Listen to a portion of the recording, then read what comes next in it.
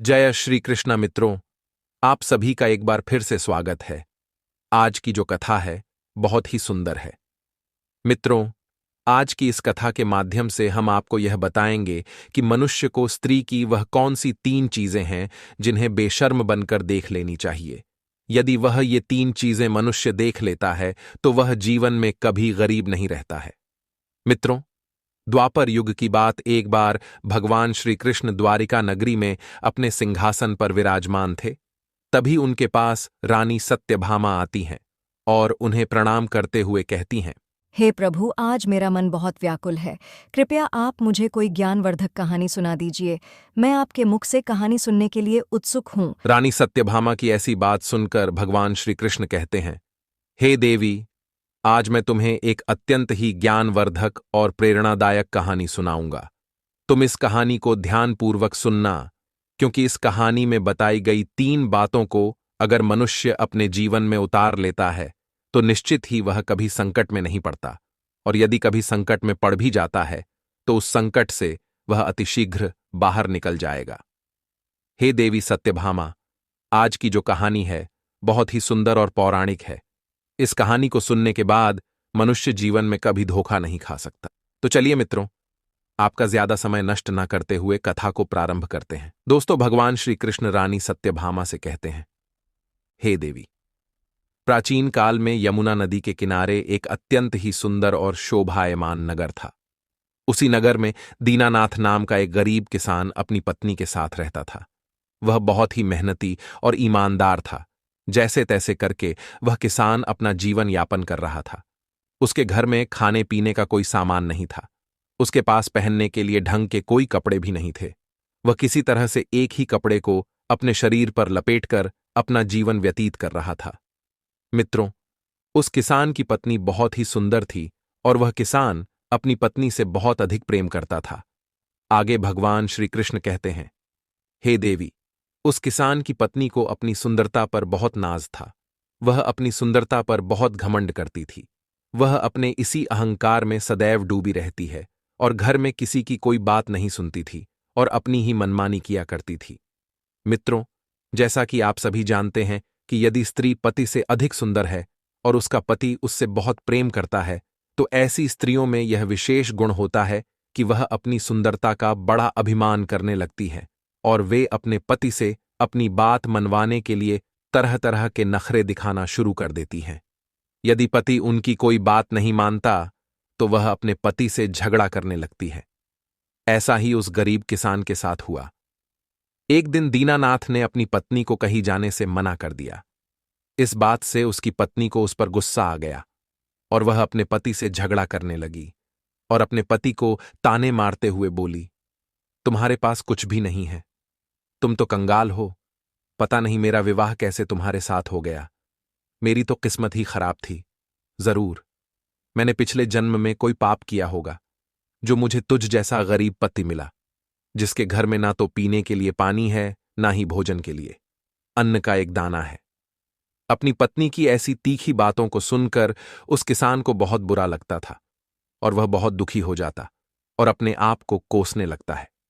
उसे समझ में नहीं आ रहा था कि उसके साथ ऐसा क्यों हो रहा है। अब वह किसान इस बात को सोचकर बहुत चिंतित हो जाता है और उसका मन किसी भी कार्य में नहीं लग रहा था। इसी चिंता में वह और भी ज्यादा गरीब हो गया। अब तो उसके पास जो जमीन का एक टुकड़ा था उसे भी बेचना पड़ा, लेकिन अभी भी उसके जीवन में कोई सुधार नहीं आया। वह पहले से और ज्यादा चिंतित रहने लगा। मित्रों, आगे भगवान श्री कृष्ण कहते हैं, हे देवी, एक दिन वह किसान अपने मित्र से मिलने के लिए दूसरे राज्य में जा रहा था तो काफी लंबा सफर होने के कारण वह बहुत थक गया था और विश्राम करने के लिए स्थान ढूंढने लगा। तभी रास्ते में उसे एक आश्रम दिखाई दिया। वह किसान आश्रम के अंदर गया तो उसने देखा कि एक बड़े से वट वृक्ष के नीचे एक सन्यासी महात्मा ध्यान मग्न में बैठे हुए थे। वे सन्यासी महात्मा अत्यंत तेजस्वी और दिव्य आभा से युक्त थे। उनके शरीर से दिव्य प्रकाश की किरणें निकल रही थीं, जो चारों ओर के अंधकार को दूर कर रही थीं। उनका रूप इतना मोहक और दिव्य था कि उन्हें देखकर किसी का भी मन श्रद्धा से भर जाता। उनके चेहरे पर शांत मुस्कान थी, जो अपार करुणा और दया का प्रतीक थी। उनके ललाट पर एक टीका लगा हुआ था जो उनकी दिव्यता का सूचक थी, और गले में एक रुद्राक्ष की माला थी। मित्रों, सन्यासी महात्मा का यह दिव्य रूप देखकर किसान दीनानाथ ने मन ही मन सोचने लगा कि ये महात्मा जी तो कोई ज्ञानी पुरुष मालूम पड़ते हैं। क्यों ना मैं उनके पास चलकर अपनी समस्या बताऊं? हो सकता है कि वे मेरी समस्या का मुझे कोई समाधान बता दें। महात्मा जी मुझे निराश नहीं करेंगे, मेरे जीवन में उम्मीद की कोई किरण जरूर बिखेर देंगे, मुझे इन समस्याओं से मुक्ति दिला देंगे। इतना सोचकर वह किसान सन्यासी महात्मा के पास पहुंच जाता है और अपने दोनों हाथों को जोड़कर सन्यासी महात्मा को प्रणाम करता है और उनके चरणों में अपना माथा रखकर जोर जोर से विलाप करने लगा। उसके रोने की आवाज सुनकर महात्मा जी अपनी आंखें खोलते हैं और देखते हैं कि उनके सामने एक नौजवान किसान बैठा हुआ है जो बहुत जोर जोर से विलाप कर रहा है। फिर सन्यासी महात्मा बहुत ही मीठी वाणी में उस किसान से पूछते हैं, हे पुत्र, तुम कौन हो और यहां क्यों आए हैं? तुम्हें क्या परेशानी है जो इस प्रकार विलाप कर रहे हो? उन महात्मा जी की बात सुनकर वह किसान कहता है कि हे मुनिवर, मैं एक गरीब किसान हूं, मेरे पास खाने के लिए अन्न नहीं है और ना ही तन ढकने के लिए कोई दूसरा कपड़ा है। मेरी ये हालत देखकर मेरी पत्नी मुझसे लड़ाई झगड़ा करती रहती है और मुझे ताने मारती है कि तुम्हारे पास क्या है? कुछ भी नहीं है, तुम तो कंगाल हो, इस घर में खाने पीने पहनने के लिए भी कुछ नहीं है। वह दिन रात मुझे ही कोसती रहती हैं कि पता नहीं किस कंगाल के घर में मेरा विवाह हो गया। फिर वह किसान आगे कहता है, हे मुनिवर, मैं दिन रात कठोर मेहनत करता हूं, फिर भी मैं थोड़ा सा धन ही कमा पाता हूं, उसी से मैं अपने परिवार का पालन पोषण करता हूं, किंतु उतने धन से मेरा गुजारा नहीं हो पाता है। इसलिए हे मुनिवर, आप मेरा मार्गदर्शन कीजिए और मुझे कोई उपाय बताइए। मैं ऐसा क्या करूं जिसे करने के बाद मेरी पत्नी मुझसे झगड़ा ना करें और मैं बहुत जल्दी धनवान बन जाऊं? मित्रों, उस किसान की बातों को सुनकर वे महात्मा जी उससे कहते हैं कि हे पुत्र, तुम पहले विलाप करना बंद करो। मैं आज तुम्हें 3 बातों के बारे में बताऊंगा जिन्हें प्रत्येक पुरुष को अपनी पत्नी में अवश्य देखनी चाहिए। अगर कोई भी पुरुष अपनी पत्नी की इन 3 चीजों के देख लेता है तो उस व्यक्ति को धनवान बनने से स्वयं विधाता भी नहीं रोक सकते, क्योंकि भगवान उसकी मदद करते हैं। महात्मा जी की बातों को सुनकर किसान के मन को थोड़ी सी सांत्वना मिली। फिर वह किसान कहता है, हे मुनिवर, वे 3 बातें कौन सी हैं? कृपया आप मुझे बताइए। मैं आपको वचन देता हूं कि मैं उन तीनों बातों को अच्छी प्रकार से सुनूंगा। मित्रों, सन्यासी महात्मा किसान दीनानाथ से कहते हैं, हे पुत्र, अब मैं तुम्हें एक अत्यंत महत्वपूर्ण कहानी के द्वारा बताने वाला हूं, इसीलिए तुम्हें इस कहानी को ध्यानपूर्वक अंत तक सुनना होगा, तभी तुम्हें यह कहानी समझ में आएगी। सन्यासी महात्मा की बात सुनकर किसान दीनानाथ कहता है, हे मुनिवर, मैं आपको वचन देता हूं कि मैं इस कहानी को शुरू से लेकर अंत तक पूरा सुनूंगा। कृपया अब आप कहानी सुनाना प्रारंभ कीजिए। प्रिय मित्रों, सन्यासी महात्मा कथा सुनाते हुए कहते हैं, हे पुत्र, देवपुर राज्य में एक धनवान सेठ रहता था। ईश्वर की कृपा से उसके घर में किसी चीज की कोई कमी नहीं थी। वह प्रतिदिन सुबह ब्रह्म मुहूर्त में उठकर नित्य कर्म करने के बाद भगवान की पूजा किया करता था। वह बहुत ही सरल स्वभाव का था। नगरवासी उसकी बहुत इज्जत करते थे। उस सेठ की एक बहुत ही सुंदर पत्नी थी। वह अपने पति की प्रत्येक बात मानती थी, कभी भी अपने पति की आज्ञा की अवहेलना नहीं करती थी। वो दोनों पति पत्नी एक दूसरे से अत्यंत प्रेम करते थे और उनके घर में कभी भी लड़ाई झगड़ा नहीं होता था। कभी भी किसी बात को लेकर सेठ और उसकी पत्नी के बीच में कोई क्लेश नहीं होता था। इसीलिए उनके घर में सदैव माता लक्ष्मी की कृपा दृष्टि बनी रहती थी और उनके घर में धन धान्य की कोई कमी नहीं पड़ती थी। सेठ अपने व्यापार में कई गुना मुनाफा और सफलता प्राप्त कर रहा था। उन दोनों पति पत्नी के बीच में इतना प्रेम था कि उसके आसपास के जितने भी लोग थे, उनके इस प्रेम को देखकर उनकी प्रशंसा किया करते थे। कुछ लोग तो उनके प्रेम का उदाहरण देते थे, किंतु कुछ ऐसे भी लोग थे जो मन ही मन उन दोनों से ईर्ष्या करने लगे थे। ईर्ष्या की वजह से कुछ स्त्रियां सेठ की पत्नी से बात तक नहीं करती थीं। आगे वह सन्यासी महात्मा किसान से कहते हैं, हे पुत्र, इस बात से तो तुम भली भांति परिचित होंगे कि एक स्त्री दूसरी स्त्री के सुख को देखकर हमेशा ईर्ष्या करती है। मित्रों, सेठ की पत्नी हर रोज संध्या के समय अपने घर के बाहर एक दीपक जलाकर रखती थी, लेकिन कुछ स्त्रियां उसे ऐसा करने से रोकती थीं और वह कहती थी कि तुम रोजाना संध्या काल के समय अपने घर के बाहर दीपक क्यों जलाती हो? ऐसा करने से तुम्हें क्या लाभ होता है? तुम ऐसा मत किया करो। लेकिन सेठ की पत्नी किसी की बात पर ध्यान नहीं देती थी। सेठ भी कभी अपनी पत्नी को इन सब कार्यों को करने से नहीं रोकता था, क्योंकि उसे पता था कि यदि वह अपनी पत्नी को किसी भी कार्य को करने से मना करेगा तो निश्चित ही उन दोनों में लड़ाई झगड़े बढ़ेंगे। उनके बीच प्रेम कम हो जाएगा और क्लेश होगा, जिसकी वजह से उसका ध्यान अच्छी तरह से व्यापार में नहीं लग पाएगा और व्यापार में हानि होने लगेगी। मित्रों, जिस घर में प्रतिदिन लड़ाई झगड़े होते हैं वहां दरिद्रता और गरीबी आना शुरू हो जाती है, क्योंकि गरीबी और दरिद्रता आने के यही प्रमुख कारण होते हैं। लेकिन सेठ इन सब बातों को अच्छी तरह से जानता था कि उसके समृद्ध होने का कारण क्या है, इसलिए वह सेठ अपनी पत्नी से कभी झगड़ा नहीं करता था। मित्रों, आगे भगवान श्री कृष्ण कहते हैं, हे देवी, सेठ अपनी पत्नी को छोड़ना नहीं चाहता था, क्योंकि वह अपनी पत्नी से बहुत प्रेम करता था, लेकिन उसकी पत्नी उससे ज्यादा प्रेम नहीं करती थी, बल्कि उस सेठ के सामने दिखावा मात्र का ही प्रेम करती थी और अपने पति से नाराज हो जाती थी। लेकिन किसी न किसी तरह से वह सेठ अपनी पत्नी को मना लिया करता था। इस तरह से उनके दिन गुजर रहे थे और वह सेठ अपनी पत्नी के साथ सुखमय जीवन व्यतीत कर रहा था। धीरे धीरे समय गुजरता गया। नगर वालों को तो यही पता था कि सेठ और उसकी पत्नी में बहुत प्रेम है। धीरे धीरे उन दोनों के प्रेम की बात पूरे नगर में फैल जाती है।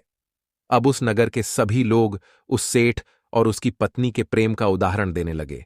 जब नगर में कोई बात चलती थी तो सेठ और उसकी पत्नी के प्रेम की चर्चा की जाती थी।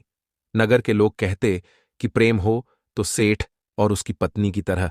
मित्रों, जब यह बात उस नगर के राजा को पता चली कि सेठ और उसकी पत्नी एक दूसरे से बहुत प्रेम करते हैं, तो उस नगर के राजा ने अपने एक सैनिक को अपने पास बुलाया और उसे आदेश दिया कि जाओ, उस सेठ और उसकी पत्नी को बड़े आदर सम्मान से राजमहल में बुलाकर लाओ। हम उनका सम्मान करना चाहते हैं और उन्हें उपहार देना चाहते हैं। हम उनके प्रेम को देखकर उनसे बहुत ही प्रसन्न हैं, लेकिन याद रहे, उन्हें वहां कुछ भी मत बताना। इस प्रकार से राजा का आदेश पाकर वह सैनिक उस सेठ के घर पहुंच जाता है और उसके घर का दरवाजा खटखटाता है।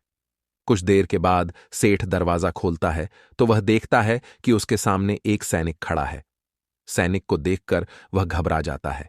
फिर वह बहुत ही विनम्रता से कहता, हे सैनिक, आप आज मेरे घर क्यों आए हैं? फिर वह सैनिक कहता है कि सेठ जी, हम आपको अपने साथ राज दरबार में ले जाने आए हैं। यह महाराज का आदेश है और उन्होंने यह भी कहा है कि आप महल में अपनी पत्नी के साथ आना।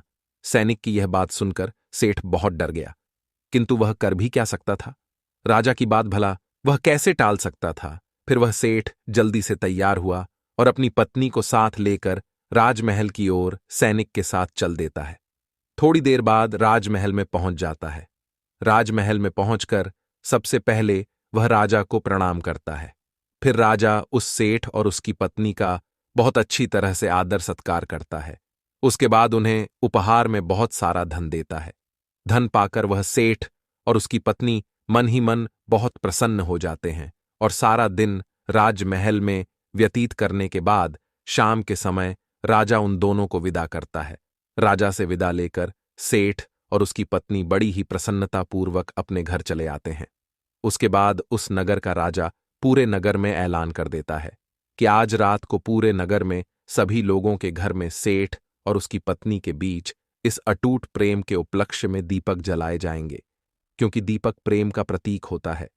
जैसे तेल और बाती मिलकर संसार में प्रकाश फैलाते हैं, घर को रोशन करते हैं, उसी तरह जिन लोगों में प्रेम होता है उनके घर में सुख शांति का वास होता है और माता लक्ष्मी का उस घर में आगमन होता है। मित्रों, इस प्रकार से राजा की आज्ञा से उस नगर के सभी लोगों ने अपने घरों में दीपक प्रज्वलित किए, किंतु उस नगर के सभी घरों के दीपक थोड़ी ही देर में बुझ जाते हैं। लेकिन उस सेठ के घर का दीपक अभी भी जल रहा था और उसका प्रकाश दूर दूर तक फैल रहा था। फिर उस नगर के राजा ने अपने मन में सोचा कि क्यों ना अब मैं बाहर चलकर देखूं कि किस किस ने अपने घर में दीपक प्रज्वलित किए हैं और किसका दीपक अभी भी जल रहा है। ऐसा मन में विचार करके राजा अपने महल की छत पर खड़ा हो जाता है और नगर की तरफ देखने लगता है। उसने देखा कि उस नगर में किसी के भी घर में कोई भी दीपक नहीं जल रहा था, लेकिन उस सेठ के घर में दीपक अभी भी जल रहा था। मित्रों, राजा उस सेठ के घर की तरफ देख ही रहा था, इतने में वहां पर उसकी रानी आ जाती है। तब राजा साहब रानी से कहते हैं कि हे महारानी, नगर की तरफ ध्यान से देखिए, सेठ के घर को छोड़कर नगर के किसी अन्य घर में दीपक नहीं जल रहा है। इससे स्पष्ट हो जाता है कि वह सेठ और उसकी पत्नी के बीच कितना ज्यादा प्रेम है। उन दोनों के आपस में इतना ज्यादा प्रेम होने का कारण यह दीपक ही है। और इसके साथ साथ वह सेठ भी बड़ा बुद्धिमान है। वह जरूर सोच और बुद्धिमानी से अपने घर को चलाता होगा। लेकिन रानी राजा की इस बात से सहमत नहीं होती है। रानी राजा से कहती हैं कि हे महाराज, मैं आपकी बात से सहमत नहीं हूं। हो सकता है उसकी पत्नी ही इस प्रेम को निभा रही हो। रानी की यह बात सुनकर राजा मुस्कुराते हुए कहता है कि हे प्रिय, तुम यह क्या कह रही हो? प्रेम तो दोनों तरफ से होता है, तभी तो वह सारा जीवन चलता है। इस बात को लेकर राजा और रानी में काफी देर तक बहस होती रही। राजा कहता है, पुरुष ज्यादा समझदार होता है। रानी कहती हैं कि स्त्री ज्यादा समझदार होती है। इस प्रकार दोनों के बीच में काफी देर तक झगड़ा होता रहा। मित्रों, राजा उस सेठ की प्रशंसा करते हुए रानी से कहता है कि देखो, सेठ के प्रेम की वजह से वह दीपक अभी तक प्रज्वलित हो रहा है, इसलिए उस घर में प्रेम है, लक्ष्मी का वास है। लेकिन रानी कहती हैं, नहीं नहीं, सेठ की पत्नी से ही वह घर चल रहा है। सेठ की पत्नी बहुत बुद्धिमान है, वही सब कुछ कर रही है। और यह बात लड़ाई तक पहुंच जाती है। राजा रानी के बीच झगड़ा शुरू हो जाता है। तभी अचानक से राजा रानी से कहता है कि हम दोनों लड़ाई क्यों कर रहे हैं?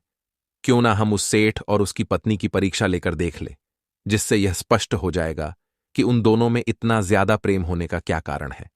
राजा की यह शर्त रानी मान लेती है और कहती हैं, ठीक है, मैं उस सेठ की पत्नी की परीक्षा लेना चाहती हूं। राजा कहते हैं, ठीक है महारानी, आप जैसा चाहे वैसा कर सकती हैं। आप सेठ की पत्नी की परीक्षा लेकर देख लो और मैं उस सेठ की परीक्षा ले लेता हूं। फिर वह राजा रानी से कहता है, महारानी जी, अवश्य ही उस घर में सेठ की वजह से ही माता लक्ष्मी का वास है। तब रानी कहती है, ठीक है, पहले आप उस सेठ की परीक्षा लेकर देख लीजिए। राजा सैनिकों को अपने पास बुलाता है और कहता है कि जाओ, उस सेठ से जाकर के कहना कि तुम अपनी पत्नी को मार डालो, और यदि तुम अपनी पत्नी को मार डालोगे तो तुम्हारा विवाह राजा अपनी बेटी के साथ में करवा देंगे और तुम्हें इस राज्य का मंत्री नियुक्त कर देंगे। मित्रों, राजा का आदेश पाकर वे सैनिक सेठ के घर में पहुंच जाते हैं और सेठ के घर का दरवाजा खटखटाते हैं। उस दिन सेठ की पत्नी कहीं बाहर गई हुई थी। घर पर केवल सेठ अकेला ही मौजूद था। सेठ ने दरवाजे के खटखटाने की आवाज सुनी तो सेठ ने आकर दरवाजा खोला तो देखा कि द्वार पर सैनिक खड़े हैं। सेठ ने जब सैनिकों को देखा तो पूछने लगा कि आप लोग यहां कैसे आए हैं। तब सैनिकों ने सेठ से कहा, सेठ जी, राजा साहब ने हमें आपके पास भेजा है। उन्होंने कहा है कि यदि आप अपनी पत्नी को मार देंगे तो महाराज आपका विवाह अपनी बेटी से करवा देंगे और तुम्हें इस राज्य का मंत्री नियुक्त कर देंगे। मित्रों, सैनिक के मुख से राजा की यह बात सुनकर सेठ बहुत ही क्रोध में आ जाता है और कहता है कि खबरदार, जो दोबारा तुमने ऐसी बात कही तो अच्छा नहीं होगा। जाओ और जाकर महाराज से कह देना कि मैं धन के लालच में अपनी पत्नी को कभी धोखा नहीं दे सकता। मैं उससे प्रेम करता हूं। मैं अपनी पत्नी को कभी नहीं मार सकता, चाहे मेरी जान ही क्यों ना चली जाए। मुझे मंत्री का पद नहीं चाहिए और मुझे राजकुमारी भी नहीं चाहिए। मेरे जीवित रहते हुए मुझे मेरी पत्नी से कोई अलग नहीं कर सकता, क्योंकि मैं अपनी पत्नी से अत्यंत प्रेम करता हूं। जाओ और महाराज से मेरा यह संदेश कह देना कि चाहे मेरी जान ले लीजिए, लेकिन मैं अपनी पत्नी की हत्या नहीं कर सकता। प्रिय मित्रों, राजा के सैनिक सेठ की सभी बातें सुनकर कि वहां से वापस राजा के पास पहुंच जाते हैं और सेठ के द्वारा कही गई सारी बातें राजा को बता देते हैं। फिर राजा रानी की ओर देखते हुए कहते हैं, महारानी, सुन लिया ना आपने कि वह सेठ अपनी पत्नी से कितना प्रेम करता है। उस सेठ के प्रेम की वजह से उस सेठ के घर में धन दौलत की समृद्धि हो रही है। उस सेठ की वजह से ही उस घर में खुशियां हैं। राजा की यह बात सुनकर रानी कहती हैं, नहीं महाराज, ऐसा नहीं हो सकता। अभी तो आपने उस सेठ की परीक्षा ली है, अब मैं उसकी पत्नी की परीक्षा लूंगी। उसके बाद ही आप यह निर्णय ले सकते हैं कि कौन अधिक प्रेम करता है। मित्रों, राजा ने रानी की यह बात मान ली। आगे भगवान श्री कृष्ण कहते हैं, हे देवी। फिर वह रानी कुछ सैनिकों को पास बुलाती है और उनसे कहती हैं कि नगर में रहने वाले उस सेठ की पत्नी से जाकर कहना कि राजा ने कहा है कि अगर वह अपने पति को मौत के घाट उतार देती है तो मैं उसको अपनी रानी के रूप में स्वीकार कर लूंगा और उसे सदैव अपनी पटरानी बनाकर रखूंगा। मित्रों, आगे सन्यासी महात्मा उस किसान को कहानी सुनाते हुए कहते हैं कि हे पुत्र, रानी की आज्ञा पाकर सैनिक दोबारा से उस सेठ के घर की ओर चल देते हैं। तभी रास्ते में उन सैनिकों को सेठ की पत्नी दिखाई देती है। उस समय वह कुएं से पानी भर रही थी। सेठ की पत्नी को देखकर सैनिक उसके पास जाते हैं और उससे कहते हैं, हे सुंदरी, महाराज ने आपके लिए एक संदेश भेजा है। उन्होंने कहा है कि यदि आप अपने पति की हत्या कर देंगी तो राजा साहब तुमसे विवाह कर लेंगे और तुम्हें अपनी रानी बनाकर रखेंगे और तुम्हें संसार के सभी सुख भोगने को मिलेंगे। सैनिकों की ये बातें सुनकर सेठ की पत्नी के मन में लालच उत्पन्न हो गया और वह मन ही मन में विचार करने लगी कि अगर महाराज मुझसे विवाह कर लेंगे तो मैं बहुत धनवान हो जाऊंगी और इतने बड़े राज्य की रानी बन जाऊंगी। फिर सारे लोग मेरे इशारे पर नाचा करेंगे। पति को मारना मेरे लिए कौन सी बड़ी बात है, मैं आज ही अपने पति को मार डालूंगी। अपने मन में इतना सोचकर सेठ की पत्नी सैनिकों से कहती है कि ठीक है, मैं अपने पति की हत्या कर दूंगी, मैं महाराज का यह प्रस्ताव स्वीकार करती हूं। सेठ की पत्नी की यह बात सुनकर सैनिक ने कहा कि तुम अपने पति को मार दोगी तो राजा साहब को कैसे पता चलेगा कि तुमने अपने पति को मार दिया है। फिर सेठ की पत्नी उन सैनिकों से कहती हैं, हे सैनिक, संध्या के समय मैं अपने घर के बाहर प्रतिदिन एक दीपक जलाकर रखती हूं। जिस दिन मैं अपने पति को मौत के घाट उतरूंगी उस दिन उस दीपक को बुझा दूंगी। दीपक बुझते ही महाराज को पता चल जाएगा कि मैंने अपने पति के प्राण हर लिए हैं। सेठ की पत्नी की बात सुनकर राजा के सैनिक राजमहल में वापस लौट जाते हैं और राजमहल में पहुंचकर राजा से कहते हैं कि हे महाराज, सेठ की पत्नी तो अपने पति को जान से मारने के लिए तैयार हो गई है। उसने कहा है कि वह जिस दिन अपने पति को मौत के घाट उतारेगी उस दिन वह दीपक को बुझा देगी। ऐसा करने से आपको पता चल जाएगा कि उसने अपने पति को मार दिया है। मित्रों, जब रानी ने सैनिक के मुख से सेठ की पत्नी की ये बातें सुनी तो रानी को बहुत गुस्सा आ गया और रानी को स्त्री जाति से नफरत होने लगती है। उसे अपने आप पर बड़ी लज्जा आती है। फिर रानी राजा से कहती हैं, हे महाराज, आप मेरे पति हैं, मैंने आपकी बातों पर संदेह किया, मुझे क्षमा कर देना। मुझे नहीं पता था कि सेठ की पत्नी सेठ से झूठा प्रेम करती है। वह राज सुख पाने के चक्कर में इतनी जल्दी अपने सुहाग को भूल जाएगी। फिर राजा ने रानी से कहा, महारानी, यह समय ज्यादा सोचने समझने का नहीं है। हमें उस सेठ की जान बचाने के लिए कुछ करना चाहिए, क्योंकि उसकी पत्नी बहुत ही दुष्ट स्वभाव की है। वह राज सुख भोगने के लालच में निश्चित ही अपने पति को मौत के घाट उतार देगी। आज हमारी वजह से उस सेठ के प्राण संकट में हैं। फिर राजा सैनिकों को अपने पास बुलाते हैं और उन्हें आदेश देते हैं कि जाओ और उस सेठ की पत्नी से कह देना कि वह सेठ को ना मारे। यही राजा का आदेश है। राजा का आदेश पाकर सैनिक भागते हुए सेठ के घर पहुंच जाते हैं। जब वह सैनिक सेठ के घर पहुंचते हैं तो देखते हैं कि सेठ की पत्नी के हाथ में एक बड़ा सा खंजर था और उसके सामने उसके पति की लाश पड़ी थी। मित्रों, उस सेठ की पत्नी ने अपने पति को दिन में ही मौत के घाट उतार दिया था। यह दृश्य देखकर सभी सैनिक आश्चर्यचकित थे और वे सेठ की पत्नी को डांटते हुए कहते हैं कि तुमने तो हमसे कहा था कि तुम अपने पति को रात के समय मौत के घाट उतारोगी, लेकिन तुमने तो सेठ को दिन में ही मार डाला। यह तुमने क्या किया? राजा के सैनिकों की बात सुनकर सेठ की पत्नी उनसे कहती हैं, तुम्हें इससे क्या फर्क पड़ता है? मैं दिन में मारती या रात में, मुझे तो अपने पति को मारना ही था और मैं तो इसे पहले ही मार देना चाहती थी, परंतु मुझे उचित मौका नहीं मिल पाया था और आज मुझे मौका मिला तो मैंने दिन में ही अपने पति को मौत के घाट उतार दिया। मैंने सोचा कि शाम होने पर मैं दीपक बुझा दूंगी। आगे सेठ की पत्नी कहती है, हे सैनिक, क्या अब महाराज मुझे अपनी रानी बनाएंगे? सैनिकों ने कहा, ये तो आप चलकर स्वयं महाराज से पूछ लेना कि वह तुम्हें रानी बनाएंगे या नहीं। मित्रों, सेठ की पत्नी सैनिकों के साथ राजमहल में पहुंच जाती हैं। फिर सैनिक राजा को सारी बात बता देते हैं, जिसे सुनने के बाद राजा बहुत ही क्रोधित हो जाता है और वह गुस्से में अपने सैनिकों को आदेश देता है कि इस पापिन स्त्री को बंदी बना लो और इसे बंदी बनाकर काल कोठरी में डाल दो। इसने धन के लालच में अपने निर्दोष पति की हत्या कर दी है। मित्रों, फिर राजा अपनी पत्नी पर क्रोधित हो जाते हैं और कहते हैं कि आज तुम्हारे हठ के कारण उस निर्दोष सेठ की जान चली गई है। अगर तुम मुझसे बहस न करती तो शायद आज वह सेठ जीवित होता। इस हत्या की जिम्मेदार तुम भी हो। राजा की यह बात सुनकर रानी बहुत ही दुखी हो जाती है और अपने आप को कोसने लगती है और भगवान से कहती हैं, हे भगवान, मुझे इस पाप के लिए क्षमा कर देना। मित्रों, उस दिन से रानी को स्त्री जाति से नफरत होने लगती है और फिर वह महाराज से कहती है, हे स्वामी, ऐसी स्त्रियों की वजह से संसार की अन्य स्त्रियों पर उंगली उठती है। ऐसी दुष्ट स्त्रियों की वजह से बेचारी सीधी सादी स्त्रियों को अत्याचार सहन करना पड़ता है।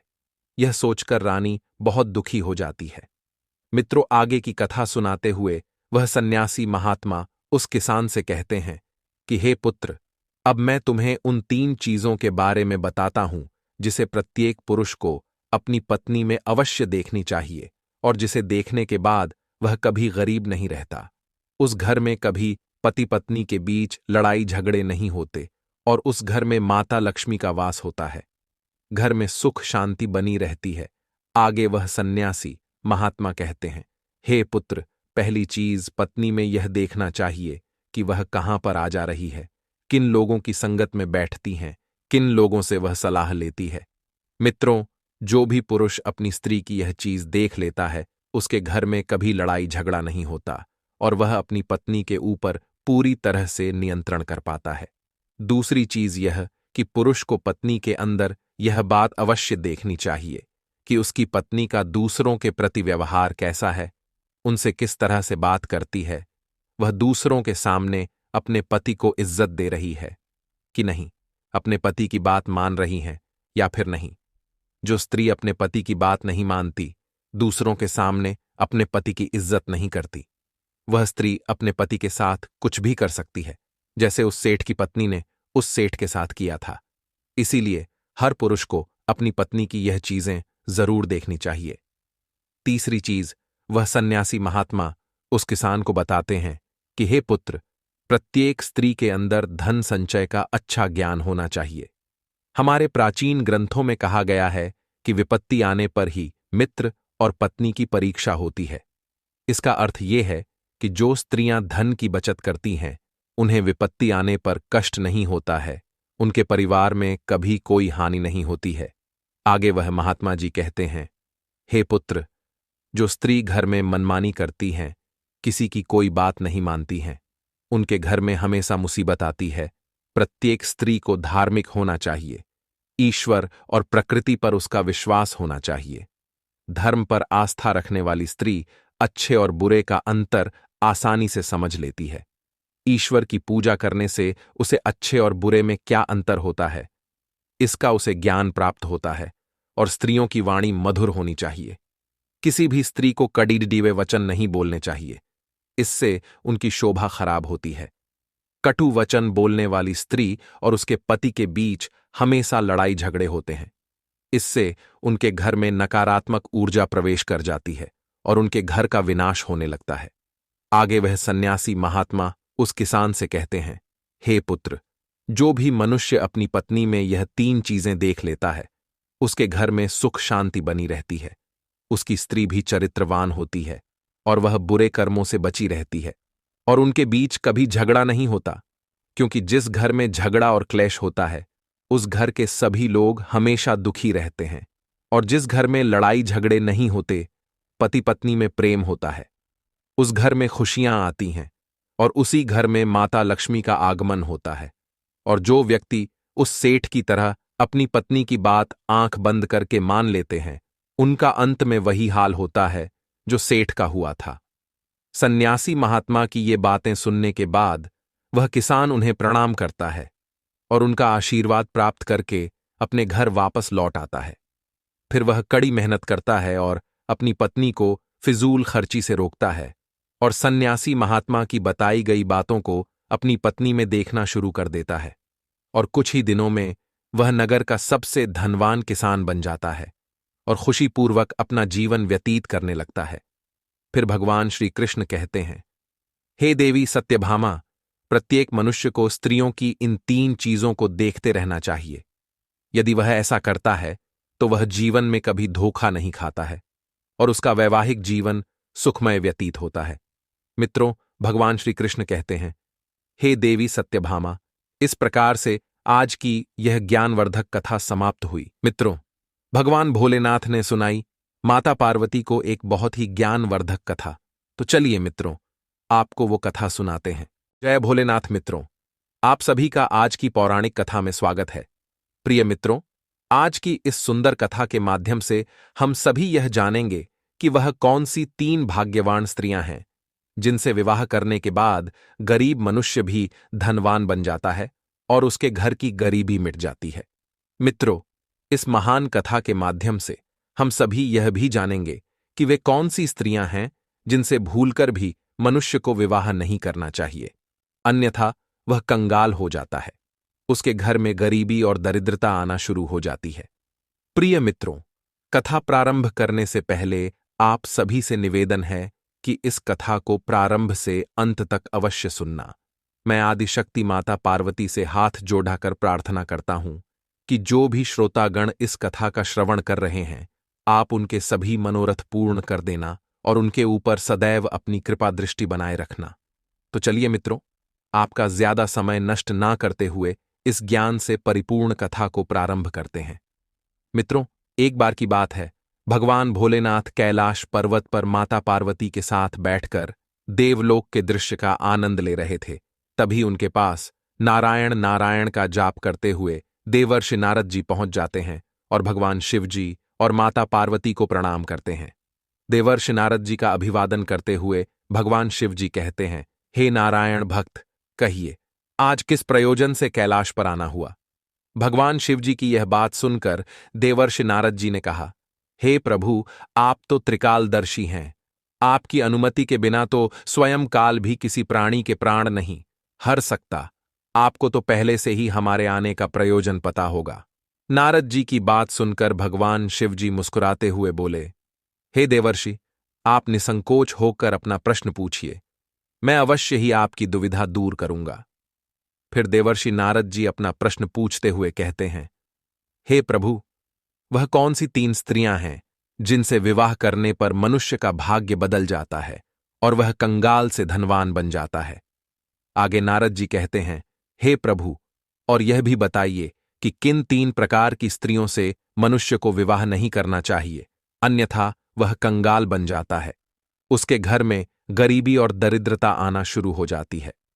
मित्रों, नारद जी के प्रश्नों को सुनकर भगवान शिव जी मुस्कुराने लगते हैं। फिर वह कहते हैं, हे देवर्षि, आज तुमने जगत कल्याण के लिए बहुत ही उत्तम प्रश्न पूछा है। आज मैं तुम्हारे इन प्रश्नों का उत्तर एक अत्यंत ही सुंदर और पौराणिक कथा के माध्यम से देना चाहता हूं।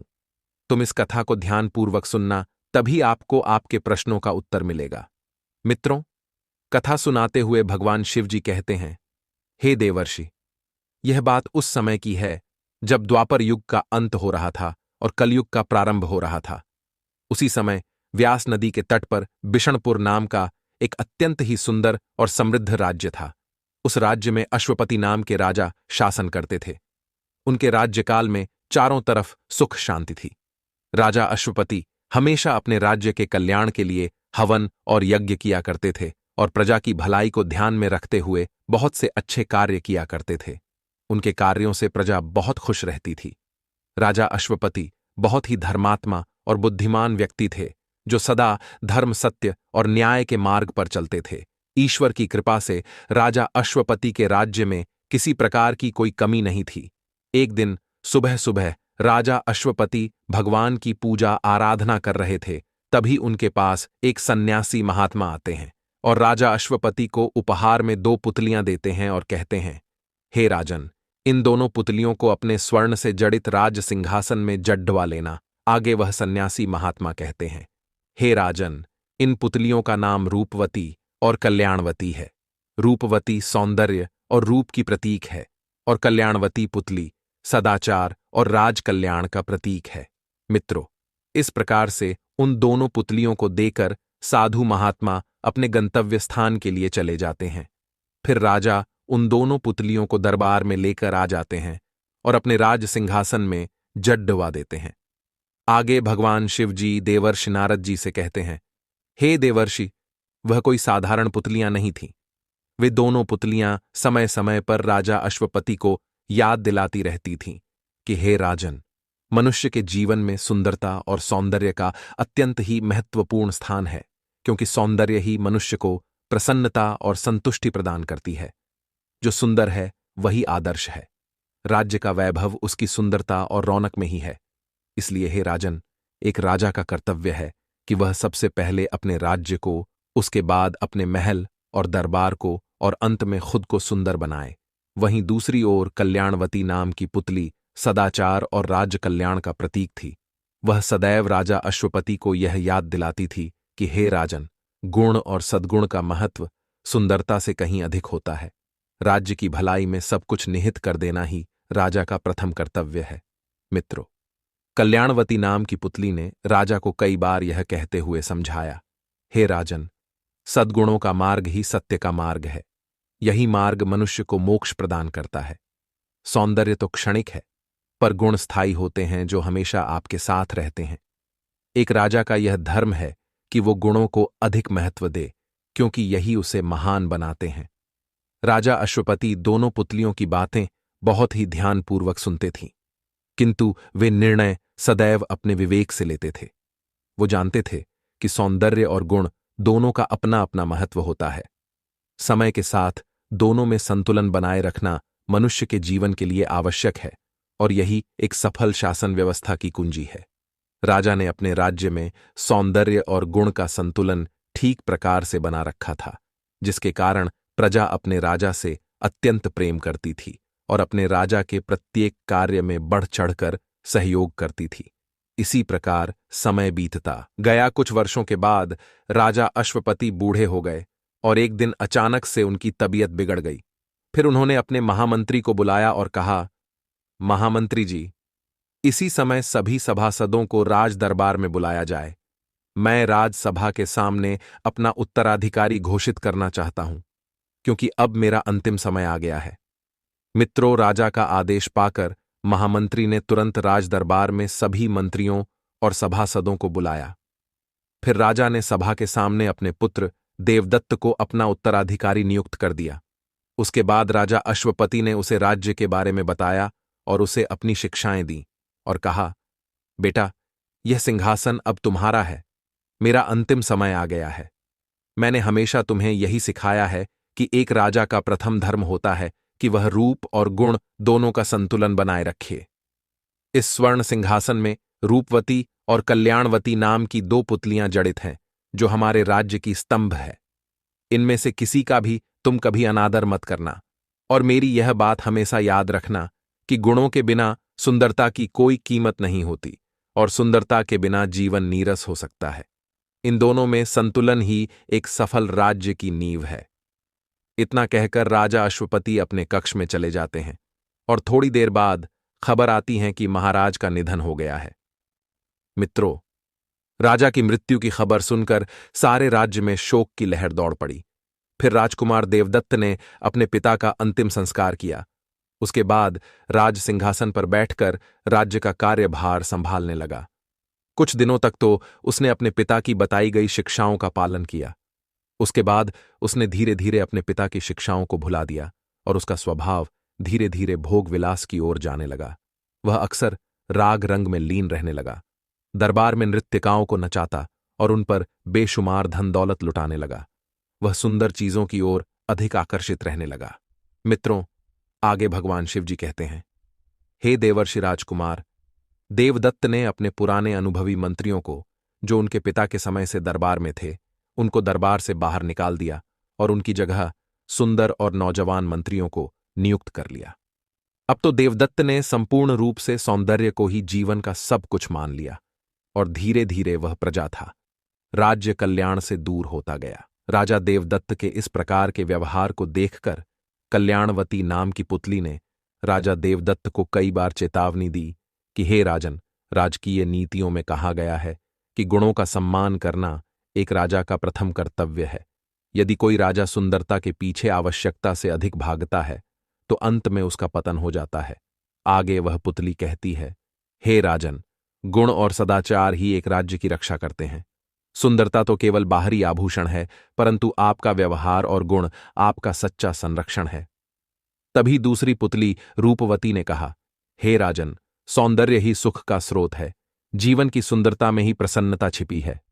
एक राजा को अपनी प्रजा को सुंदरता के माध्यम से खुश रखने की कोशिश करनी चाहिए, जिससे वह अपने राजा पर गर्व महसूस करे।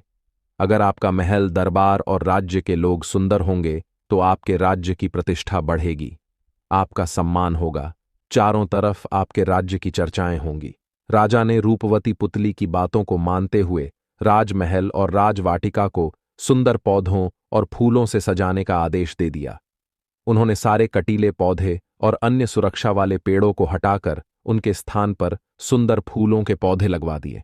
इसके साथ ही उन्होंने दरबार में नए सुंदर दिखने वाले सभासदों की नियुक्ति की और राज्य में सभी पुराने अनुभवी सैनिकों को बदल दिया। उनके स्थान पर नए सैनिकों की भर्ती कर ली, जिन्हें तो न ठीक प्रकार से शस्त्र चलाने का ज्ञान था और न ही युद्ध क्षेत्र का अभ्यास था। राजा देवदत्त सुंदर व्यक्तियों की बहुत इज्जत करता था। एक दिन की बात है, राजा देवदत्त का पुत्र रानी के साथ राजवाटिका में खेल रहा था। तभी उसे एक जहरीला सांप आकर डस लेता है और उसी क्षण उसकी मृत्यु हो जाती है। जब यह खबर दरबार में पहुंची तो सारे दरबार में शोक की लहर दौड़ गई। राजा देवदत्त बहुत दुखी हो जाते हैं। तभी कल्याणवती नाम की पुतली ने राजा देवदत्त को दोबारा से समझाते हुए कहा, हे राजन, अनुभवी और गुणवान लोगों को कभी अनदेखा नहीं करना चाहिए, उनकी हमेशा इज्जत करनी चाहिए। आपने बगीचे में लगे कटीले पौधों को हटाकर उनके स्थान पर सुंदर सुंदर पौधे लगवा दिए, लेकिन वे सांप जैसे खतरों से सुरक्षा नहीं दे सके। साथ ही आपने अपने राजवैद्य को भी दरबार से निष्कासित कर दिया, जो सांप के विष का उपचार करके आपके पुत्र को बचा सकता था। राजा को यह बात सुनकर क्रोध आ गया और उसने कल्याणवती पुतली को चुप करवा दिया और कहा कि तुम हमेशा मुझे उपदेश देने का ही काम करती हो। मुझे इस संकट की घड़ी में सांत्वना चाहिए, ना कि तुम्हारे ये उपदेश। तभी रूपवती पुतली ने राजा का साथ देते हुए कहा, हे राजन, शोक के समय में ऐसी बातों का उल्लेख करना उचित नहीं है। सौंदर्य ही मनुष्य के जीवन को खुशहाल बनाता है। सुंदर वस्तुओं को देखकर मनुष्य अपने दुखों को भूल सकता है।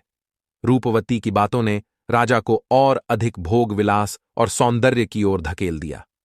राजा देवदत्त ने दरबार में राग रंग नृत्य संगीत का प्रचलन शुरू कर दिया और सारा दिन उसी में मस्त रहने लगा। अब तो उसे राज्य के बारे में तनिक भी चिंता नहीं थी। राजा के इन कार्यों के कारण धीरे धीरे राज्य का विकास रुक गया। प्रजा दुखी होने लगी और राज्य में अराजकता फैलने लगी। जब यह बात पड़ोसी राज्य के राजा वीरसेन को अपने गुप्तचरों के द्वारा पता चली कि बिशनपुर राज्य का राजा भोग विलास में डूबा रहता है और उसकी सुरक्षा व्यवस्था कमजोर हो गई है, तो पड़ोसी राज्य के राजा वीरसेन ने इस स्थिति का फायदा उठाने का फैसला लिया और उसने राजा देवदत्त के राज्य बिशनपुर पर हमला कर दिया। यह सूचना जब राजा देवदत्त को मिली तो वह घबरा जाता है। उसके पास ना तो कोई अनुभवी मंत्री थे और ना ही कुशल सेनापति। वह तुरंत अपने सिंहासन के पास जाकर कल्याणवती पुतली से प्रार्थना करने लगा और उससे सहायता की विनती करने लगा।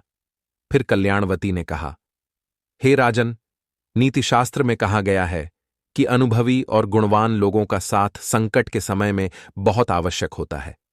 इसलिए आपको बिना विलंब किए इसी क्षण अपनी सेना में पुराने कुशल सैनिकों को और अपने अनुभवी सेनापति एवं अपने पुराने मंत्रियों को फिर से भर्ती करना चाहिए और उनके साथ मिलकर आधी रात के समय शत्रु पर अचानक से हमला कर दीजिए, क्योंकि शत्रु इस समय आपकी असली शक्ति से अनभिज्ञ है और रात के अंधेरे में आपकी पूरी शक्ति का अनुमान नहीं लगा पाएगा। यही आपके लिए सबसे अच्छा अवसर है। राजा ने कल्याणवती पुतली की बात मानी और अपने पुराने अनुभवी सैनिकों और मंत्रियों को बुलाकर उनके साथ मिलकर योजना बनाई और उसके बाद आधी रात को शत्रु सेना पर आक्रमण कर दिया। मित्रों, शत्रु सेना इस आक्रमण के लिए पूरी तरह से तैयार नहीं थी और इस प्रकार से राजा देवदत्त की सेना ने पड़ोसी राज्य की सेना को पराजित कर दिया और अपने राज्य को एक बहुत बड़े संकट से बचा लिया। मित्रों, आगे भगवान शिव जी कहते हैं, हे देवर्षि, इस घटना के बाद राजा देवदत्त को यह सीख मिल गई कि सौंदर्य और भोग विलास में ही जीवन का सुख नहीं है, और साथ में यह भी समझ गए कि शासन के लिए गुण, विवेक और अनुभव का होना आवश्यक है। इसके बाद राजा देवदत्त ने अपने राज दरबार में सदैव गुणवान लोगों को ही महत्व दिया और अपने पिता राजा अश्वपति की दी हुई शिक्षाओं का पालन करते हुए अपने राज्य की शासन व्यवस्था संभालने लगा और कुछ ही दिनों में उसके राज्य में चारों तरफ खुशहाली आ गई। मित्रों, आगे भगवान शिव जी कहते हैं, हे देवर्षि, सुंदरता और विलासिता मनुष्य को क्षण भर के लिए सुख दे सकते हैं। यदि मनुष्य को किसी भी संकट से बाहर निकलना है तो उसे अपने गुण, विवेक और नीतियों का पालन करना चाहिए। यदि वह ऐसा करता है तो वह बड़े से बड़े संकट को परास्त करके उससे बाहर निकल सकता है। हे देवर्षि, सुंदरता की अपेक्षा सद्गुण और बुद्धिमता का अधिक महत्व होता है। इन्हीं से व्यक्ति और राज्य का विकास होता है। कहते हैं, सुंदर मनुष्य से अच्छा, श्रेष्ठ और गुणवान मनुष्य होता है। सुंदरता आपको संकट से बाहर नहीं निकाल सकती, लेकिन यदि आप बुद्धिमान और गुणवान हैं तो आप किसी भी प्रकार के संकट से बाहर निकल सकते हैं। इसीलिए मनुष्य को सदैव गुणवान व्यक्ति का चुनाव करना चाहिए। मित्रों, बहुत से मनुष्य सुंदर स्त्रियों को देखकर उन पर मोहित हो जाते हैं, उनकी ओर आकर्षित होने लगते हैं, चाहे उसके अंदर कितने ही अवगुण क्यों ना हो, लेकिन वे उस स्त्री की सुंदरता और रूप रंग को देखकर सब कुछ भूल जाते हैं और ऐसी स्त्रियां अपने पति का अनादर करती हैं और आपको आर्थिक संकट में डाल देती हैं।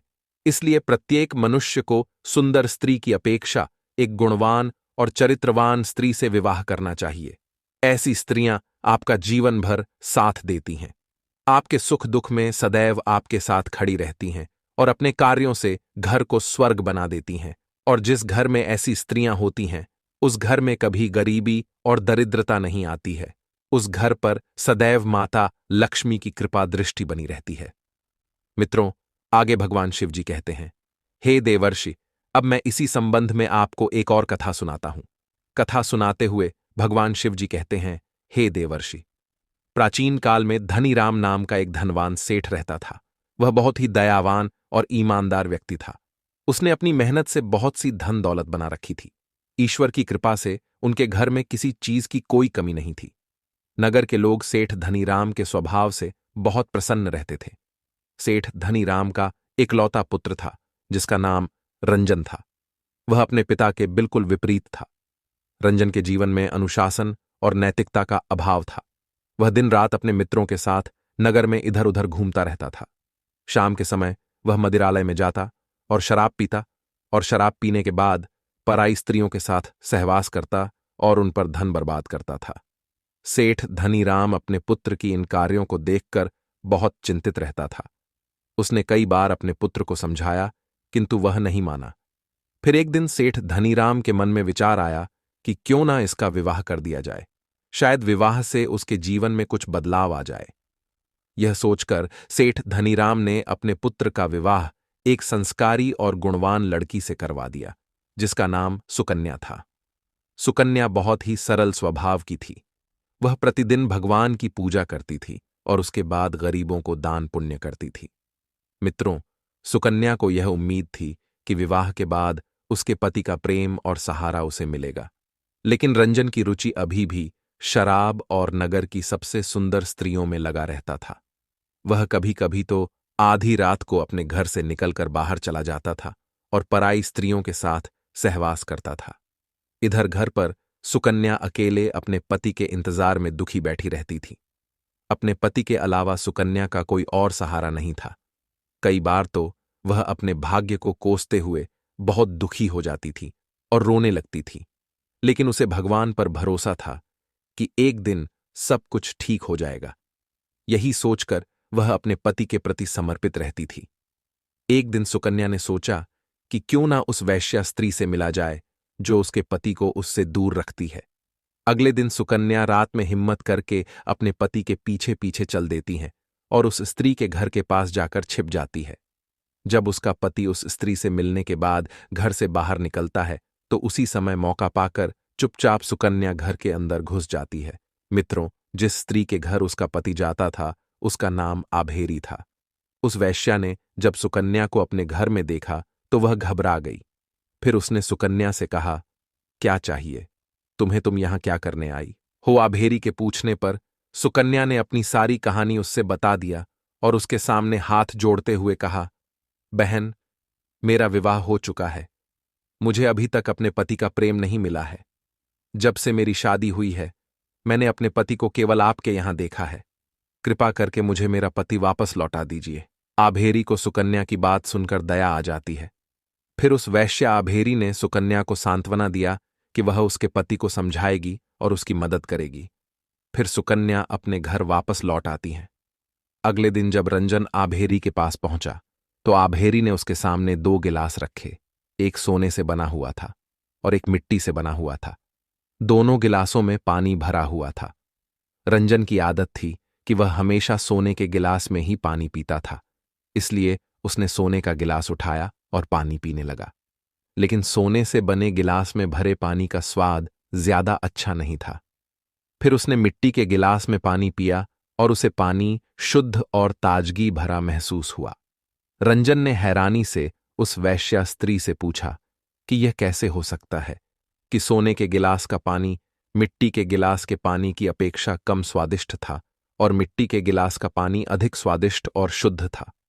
रंजन की यह बात सुनकर वह वैश्या जोर जोर से हंसने लगती है और मुस्कुराते हुए रंजन से कहती हैं, यह सोने का गिलास हमारी तरह है जो बाहर से सुंदर होता है और अपनी सुंदरता से लोगों को अपनी ओर आकर्षित करता है, परंतु अंदर से अस्वच्छ और अस्थिर होता है और इसके अंदर कोई गुण नहीं होता है।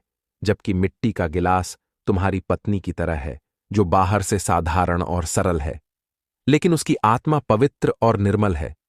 वह भी तुम्हारी तरह अन्य पुरुषों के साथ भोग विलास कर सकती है, किंतु वह एक पतिव्रता स्त्री है। यह सोने का गिलास दिखाता है कि बाहरी सुंदरता केवल पल भर के लिए होती है, इससे मनुष्य को क्षण भर का ही सुख प्राप्त होता है। फिर वह वैश्या रंजन से कहती है, सच्ची सुंदरता उस स्वभाव और गुण में होती है जो मनुष्य के अंदर छिपी होती है। कहते हैं कि गुणी व्यक्ति का जीवन सच्चे आभूषण से सुसज्जित होता है, न कि केवल बाहरी दिखावे से। जिस तरह सोने के गहने पहनने से कोई महान नहीं बनता, वैसे ही नारी आकर्षण से सच्चा सुख नहीं मिलता। सुख और शांति का आधार केवल गुण है। रंजन उस वैश्या की बातें बहुत ही ध्यान से सुन रहा था। आगे वह वैश्या कहती है, मनुष्य को यदि जीवन में असली सुख पाना है तो उसे अपने आंतरिक गुणों का विकास करना होगा। बाहरी सौंदर्य को देखकर उसके पीछे भागने वाला मनुष्य अपने कर्तव्यों से विमुख हो जाता है और अंत में उसे दुख और निराशा का सामना करना पड़ता है। जो व्यक्ति अपने परिवार और समाज की मर्यादा का पालन करता है वही सच्चे सम्मान का पात्र होता है। बिना कर्तव्य के किसी भी सफलता का अर्थ नहीं होता। जो व्यक्ति अपने परिवार के प्रति जिम्मेदार नहीं है उसका जीवन व्यर्थ है। उस वैश्या की बातें सुनकर रंजन को अपनी गलती का एहसास हो जाता है कि वह स्त्री सौंदर्य की ओर आकर्षित होकर अपने जीवन की सबसे बड़ी भूल कर रहा है।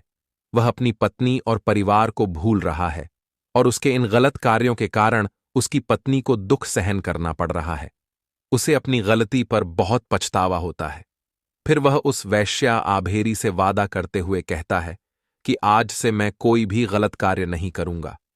इतना कहकर वह अपनी पत्नी के पास लौट आता है। मित्रों, इस प्रकार से आभेरी ने रंजन को सही रास्ता दिखा दिया। इधर रंजन अपनी पत्नी के पास लौट आता है और उससे माफी मांगने लगता। उसकी पत्नी उसे माफ कर देती है। फिर वह अपनी पत्नी से वादा करता है कि आज से वह पराई स्त्रियों की तरफ कुदृष्टि से नहीं देखेगा और सदैव धर्म के मार्ग पर चलेगा। फिर वह अपनी बुरी आदतों को त्याग कर अपनी पत्नी के साथ सुखमय जीवन व्यतीत करने लगता है और उनका जीवन बहुत ही खुशहाल व्यतीत होने लगता है। आगे भगवान शिव जी कहते हैं, हे देवर्षि, अब मैं तुम्हारे द्वारा किए गए प्रश्नों का उत्तर देता हूं। मित्रों, प्रश्नों का उत्तर देते हुए भगवान शिव जी कहते हैं, हे देवर्षि, मनुष्य को केवल बाहरी सुंदरता से सुख और संपत्ति नहीं मिलती। घर को स्वर्ग वही स्त्रियां बना सकती हैं जो धर्मपरायण, पतिव्रता और अपने कर्तव्यों का भली भांति निर्वाहन करती हैं, और जिनके अंदर स्नेह और संयम का भाव होता है। वे परिवार में धन संपत्ति का कारण बनती है। उनके गुण घर के अन्य सदस्यों पर भी एक सकारात्मक प्रभाव डालते हैं। ऐसी स्त्रियों के कारण घर में प्रेम और संतुलन बना रहता है।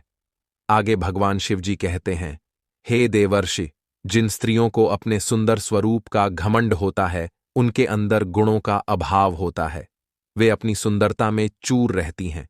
ऐसी स्त्रियां परिवार का ध्यान नहीं रखती हैं और उनके कारण परिवार में लड़ाई झगड़े होने लगते हैं, और ऐसी स्त्रियां घर के लिए आर्थिक और मानसिक समस्या का कारण बन जाती हैं। हे देवर्षि, दूसरी स्त्री वह है जिसके अंदर संयम, त्याग और प्रेम का गुण होता है। ऐसी स्त्रियां परिवार को आर्थिक रूप से स्थिर और खुशहाल बनाती हैं। ऐसी स्त्रियां धन की फिजूल खर्ची नहीं करती। ये अपनी बुद्धिमता से धन की सही उपयोग करती है और अपने परिवार को सदैव सफलता की ऊंचाइयों पर ले जाती है। इसके विपरीत जो स्त्रियां केवल अपने बाहरी रूप पर ध्यान देती हैं, अपने सुंदरता पर अनावश्यक धन दौलत खर्च करती हैं और अपने कर्तव्यों को नजरअंदाज करती है और लोगों को अपनी सुंदर काया को दिखाने में धन खर्चा करती है, ऐसी स्त्रियां घर के पतन का कारण बनती हैं। आगे भगवान शिव जी कहते हैं, हे देवर्षि, तीसरी स्त्री वह है जो अपने सौंदर्य में दिन रात डूबी रहती है। ऐसी स्त्री परिवार को स्थायी रूप सुख नहीं दे सकती। इस प्रकार की स्त्रियों में गुणों का अभाव होता है।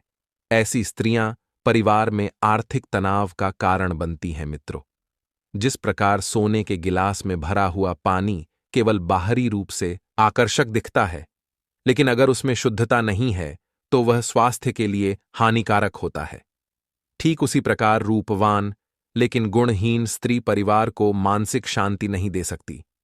ऐसी सुंदरता क्षणिक होती है। हे देवर्ष, जो स्त्रियां गुणवान और चरित्रवान होती हैं, ऐसी स्त्री घर में देवी लक्ष्मी के समान होती है। यदि स्त्री में सच्चाई, त्याग, सेवा और संयम का भाव है, तो वह घर में मां लक्ष्मी की तरह धन और संपत्ति को स्थिर बनाए रखने में सहायक होती है। जो स्त्रियां अपने पति और परिवार के प्रति सच्ची निष्ठा और समर्पण से आचरण करती हैं, वे अपने कार्यों से घर में समृद्धि लाती हैं। उनका पवित्र और संतोषी स्वभाव घर में शांति और स्थिरता का कारण बनता है। भगवान शिव जी आगे कहते हैं, हे देवर्षि, कुछ स्त्रियां अपने गुणों और स्वभाव से परिवार को धनवान और संपन्न बना सकती है, जबकि कुछ स्त्रियां अपने आचरण और अवगुणों के कारण परिवार को आर्थिक रूप से कमजोर और कंगाल बना सकती हैं। यहां पर इन दोनों श्रेणियों की 3 स्त्रियों का वर्णन करूं। जो स्त्रियां अपने गुण से मनुष्य को धनवान बना देती हैं, वह 3 स्त्रियां यह है। नंबर 1, गुणवान और संयमी स्त्री। ऐसी स्त्रियां जो जीवन और सच्चाई से भरपूर होती हैं, घर में लक्ष्मी का रूप मानी जाती है। ऐसी स्त्रियों के पास गुणों का भंडार होता है। जिस घर में इस प्रकार की स्त्री का वास होता है, उस घर में धन संपत्ति सदैव बनी रहती है। ऐसी स्त्री अपने परिवार की उन्नति में सहायक बनती है। दूसरी, जो स्त्री अपने पति और परिवार के प्रति निष्ठावान और पूर्ण रूप समर्पित होती है, वह परिवार को धनवान बनाने में सहायक होती है। ऐसी स्त्रियां परिवार में एक सकारात्मक वातावरण बनाती है, जिससे घर में सुख, शांति और एकजुटता बनी रहती है। समर्पण और प्रेम से भरी हुई स्त्री अपने परिवार की उन्नति में सबसे बड़ी भूमिका निभाती है।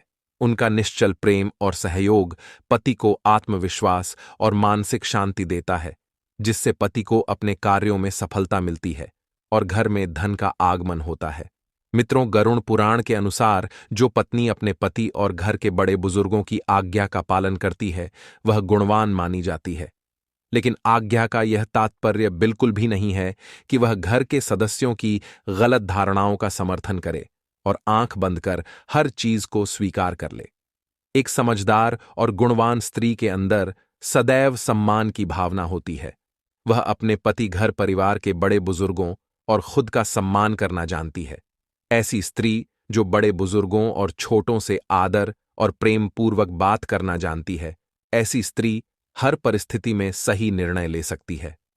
मित्रों, गरुड़ पुराण के अनुसार बुद्धिमान स्त्रियां धन के मामलों में अपनी बुद्धि और विवेक से काम लेती हैं। वे अनावश्यक खर्चों पर नियंत्रण रखती हैं। वे कभी भी परिवार में आर्थिक समस्या को नहीं आने देती हैं। उनकी यही विशेषता घर में संतुलन और समृद्धि बनाए रखती है। ऐसे लक्षणों वाली स्त्रियां परिवार को मजबूत बनाती है। हे देवर्षि, अब मैं तुम्हें उन 3 स्त्रियों के बारे में बताता हूं जो मनुष्य को कंगाल कर सकती है। मित्रों, गरुड़ पुराण के अनुसार जिस घर में दुष्ट और बुरी स्त्रियां होती हैं, उस घर का स्वामी मृत व्यक्ति के समान हो जाता है। ऐसी स्त्रियां कभी नहीं सुधर सकती। इन स्त्रियों को कोई वश में नहीं कर पाता और उस स्त्री के ऐसे व्यवहार के कारण उस घर में कंगाली आना शुरू हो जाती है। उसका पति अंदर ही अंदर परेशान हो जाता है और अंत में उसका जीवन मृत्यु की ओर अग्रसर हो जाता है। ऐसी स्त्री विश्वास के योग्य नहीं होती है। वह कभी भी अपने पति के साथ विश्वासघात कर सकती है। मित्रों, जिस स्त्री के मन में लालच भरी होती है, ऐसी स्त्री परिवार में आर्थिक संकट का कारण बनती है। नंबर 2, मनुष्य को कभी भी ऐसी स्त्रियों से विवाह नहीं करना चाहिए जो कठोर बोलती हो, छोटी छोटी बातों पर अपने पति से झगड़ा करती है और घर आए अतिथि को अपमानित करती हो। ऐसी स्त्रियों के साथ रहना या उनसे मेल झोल रखना अपनी ही बर्बादी को न्योता देने जैसा है। ऐसी स्त्रियां अपने स्वर्ग जैसे घर को नर्क बना देती हैं। नंबर 3, व्याभिचारिणी स्त्री। जिस घर में ऐसी स्त्रियां होती हैं, वह घर को नरक बना देती हैं। इस प्रकार की स्त्री का व्यवहार पति को मानसिक और शारीरिक रूप से कमजोर कर देता है, जिसके कारण उसके पति का किसी भी कार्य में मन नहीं लगता है। वह अपनी पत्नी के कार्यों से परेशान हो जाता है। इन सभी कारणों से घर में आर्थिक तंगी आ जाती है। परिवार आर्थिक विपत्तियों में घिर जाता है। आगे भगवान शिव जी कहते हैं, हे देवर्षि, स्त्री के गुण और स्वभाव ही घर के धन और संपन्नता का आधार होते हैं। समझदार और बुद्धिमान स्त्री अपने परिवार को न केवल आर्थिक बल्कि मानसिक और सामाजिक रूप से भी संपन्न बनाती है, जबकि आलसी, झगड़ालू और गैर जिम्मेदार स्त्री अपने परिवार को कंगाली की ओर धकेल सकती है। इसलिए प्रत्येक मनुष्य को विवाह करते समय केवल बाहरी सुंदरता पर ध्यान नहीं देना चाहिए, बल्कि स्त्री के आंतरिक गुणों और स्वभाव को समझना चाहिए। मित्रों, भगवान शिव जी की बातें सुनकर देवर्षि नारद जी कहते हैं, हे प्रभु, आज आपने यह बहुमूल्य ज्ञान देकर मुझे धन्य कर दिया। अब मुझे समझ में आ गया है कि संयम, प्रेम और बुद्धिमानी ही सच्चे सुख और संपन्नता के आधार है और स्त्री का पवित्र गुण ही मनुष्य को धनवान बना सकता है। प्रिय मित्रों, इस प्रकार से आज की यह ज्ञानवर्धक कहानी समाप्त हुई। आशा करते हैं आपको यह कहानी अच्छी लगी होगी। उम्मीद करते हैं कि आप सभी ने इस कहानी से बहुत कुछ सीखा होगा और उसे अपने जीवन में अमल करेंगे। प्रिय मित्रों, वीडियो देखने के लिए आप सभी का धन्यवाद।